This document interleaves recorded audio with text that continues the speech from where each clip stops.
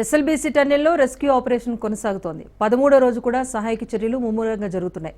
DPR data ఆధారంగా టన్నెల్లో తవ్వకాలు జరుపుతూ ఉండగా 4 చోట్ల తవ్వకాలు పూర్తయినట్టు సమాచారం. మిగతా 4 చోట్ల తవ్వకాలు కొనసాగుతున్నట్టుగా తెలుస్తోంది. మరోవైపు తవ్వుతున్న కొద్దీ నీరు ఉబికి వస్తోంది. దీంతో భారీ మోటార్లతో టన్నెల్ నుంచి నీటిని పంపింగ్ చేస్తున్నారు. టన్నెల్లో మట్టి, బురద భారీగా పేరుకుపోయాయి.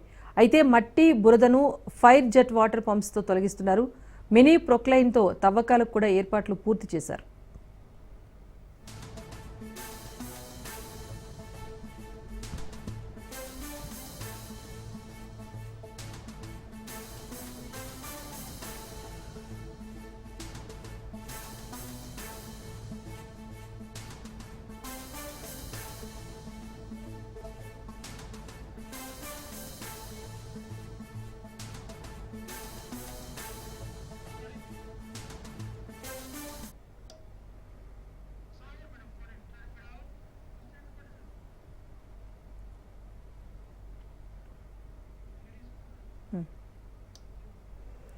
మొత్తానికి ఎస్ఎల్బీసీ టన్నెల్లో చిక్కుకున్న 8 మంది కార్మికుల కోసం ఇంకా రెస్క్యూ ఆపరేషన్ కొనసాగుతోంది. 13వ రోజు కూడా సహాయక చర్యలు ముమ్మరంగా జరుగుతున్నాయి.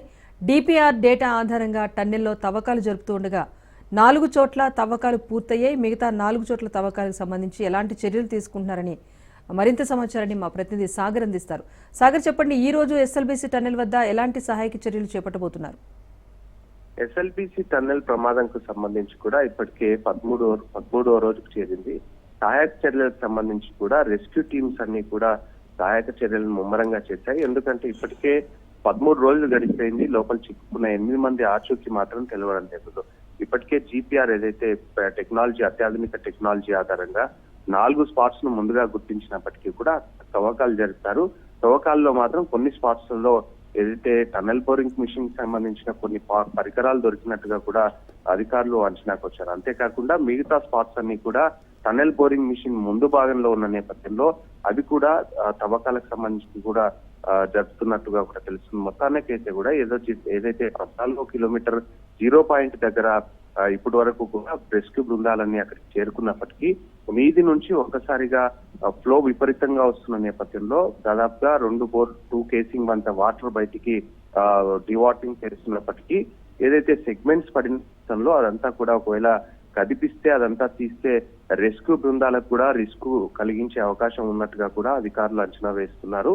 అదంతా కూడా తీస్తే మీద ఉన్న ఇంకా గుట్టలు, మట్టికి సంబంధించి వాటర్, బురదకు సంబంధించి కూడా పడే అవకాశం ఉన్నట్టుగా కూడా అధికారులు అంచనాకు వస్తున్నారు. మొత్తానికైతే కూడా అధికారులు జాగ్రత్తగా ఆచితూచి కూడా అడుగులు వేస్తున్న పరిస్థితి కనిపిస్తుంది. ఎందుకంటే అక్కడున్న పరిస్థితి మాత్రం ఆందోళనకరంగా ఉంది. అనుకూల పరిస్థితి లేదు కాబట్టి అక్కడున్న రెస్క్యూ బృందాలకు కూడా ఎటువంటి ఇబ్బందులు కలగకుండా అన్ని చూసుకొని బురద మట్టినంతా కూడా జేసీబీ సహాయంతో తీసుకొస్తున్నారు. ఇప్పటికే ఏదైతే కన్వేయర్ బెల్ట్ కు సంబంధించి కూడా పనులు పూర్తయిన నేపథ్యంలో కన్వేయర్ బెల్ట్ త్వరగా లోపల ఉన్న మట్టినంతా కూడా బయటికి పారబోస్తున్న పరిస్థితి కూడా కనిపిస్తుంది.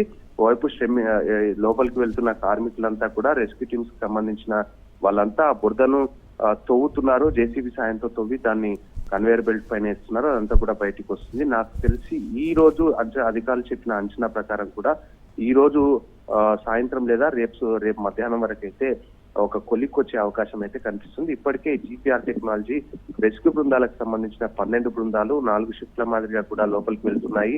120 మంది కార్మికులు అయితే అక్కడ పనిచేస్తున్నారు.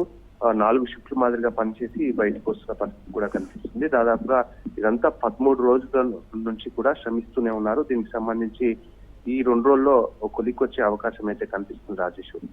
Right, thank you Sagar.